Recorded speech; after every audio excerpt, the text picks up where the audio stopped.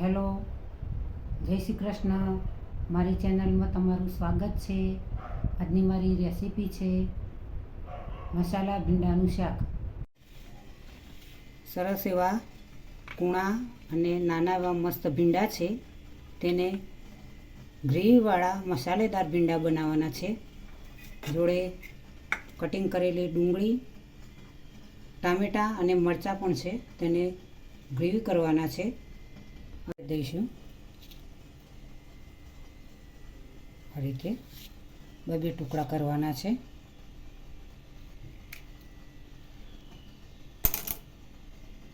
આ રીતે કટિંગ કરવાના છે.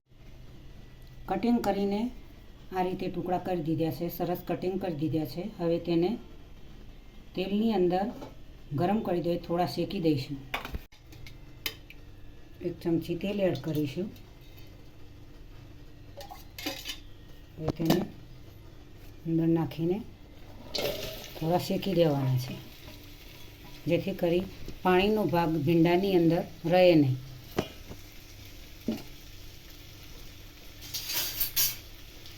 આ રીતે હલાવતા જવું. ડુંગળી સરસ એવી ઝીણી પેસ્ટ બનાવી દઈશું. કટિંગ કરેલા છે.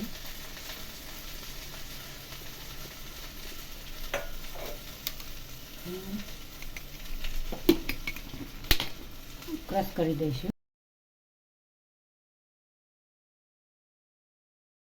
આની અંદર તેથી તેલની અંદર આ રીતે શેકવા પડે છે, તો ભીંડામાં ચિકાસ રહે નહીં.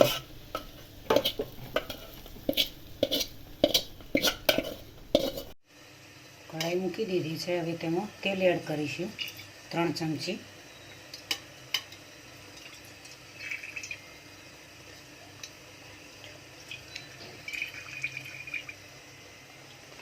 અડધી ચમચી રાઈ એડ કરીશું. અડધી ચમચી જીરું એડ કરીશું. થઈ ગયું છે. હિંગ એડ કરીશું. આદુ, લસણ, મરચાંની પેસ્ટ એડ કરીશું. હવે તેમાં ટામેટાં, મરચાં અને ડુંગળીની પેસ્ટ એડ કરીશું. પાવડર એડ કરીશું. હળદર એડ કરીશું. મરચું અડધી ચમચી એડ કરીશું. લીલા મરચાંનો ઉપયોગ કર્યો છે. અડધી ચમચી મીઠું એડ કરીશું.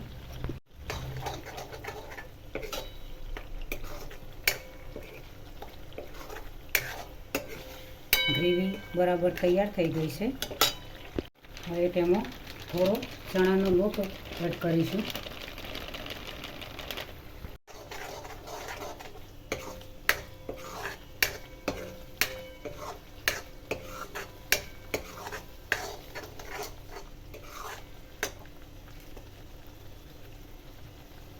ગરમ કરેલા શેકેલા ભીંડા એડ કરીશું.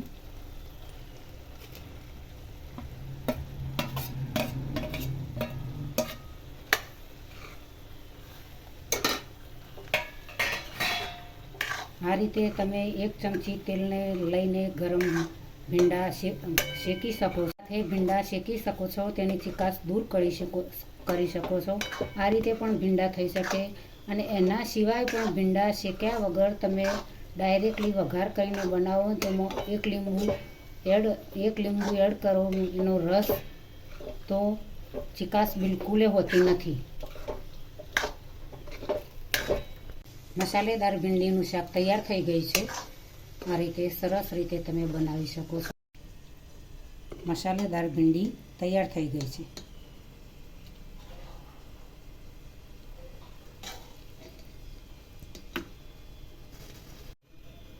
સરસ એવી મસ્ત એવી ભીંડી, મસાલેદાર ભીંડી તૈયાર. મસાલેદાર ભીંડાનું શાક ગ્રેવીવાળું તૈયાર થઈ ગયું છે. સરસ એવું મસ્ત રોજબરોજનું બનાવતા હોય છે લોકો ભીંડાનું શાક, પણ અનેક રીતો હોય છે. કોઈ ગ્રેવીવાળું બનાવે, કોઈ એમને કોરા ભીંડા બનાવે, કોઈ દહીંવાળા ભીંડા બનાવે. દરેક રીતે ભીંડાનું શાક બની શકે છે. ભીંડાનું શાક રોટલી સાથે ખાવાની ખૂબ જ મજા આવતી હોય છે. આ રીતે ગ્રેવીવાળું મસાલાવાળું શાક હોય તો વળી ઓર મજા આવે. નાનાથી મોટાને સૌને આ ભીંડીવાળું મસાલેદાર શાક સૌને ભાવતું હોય છે.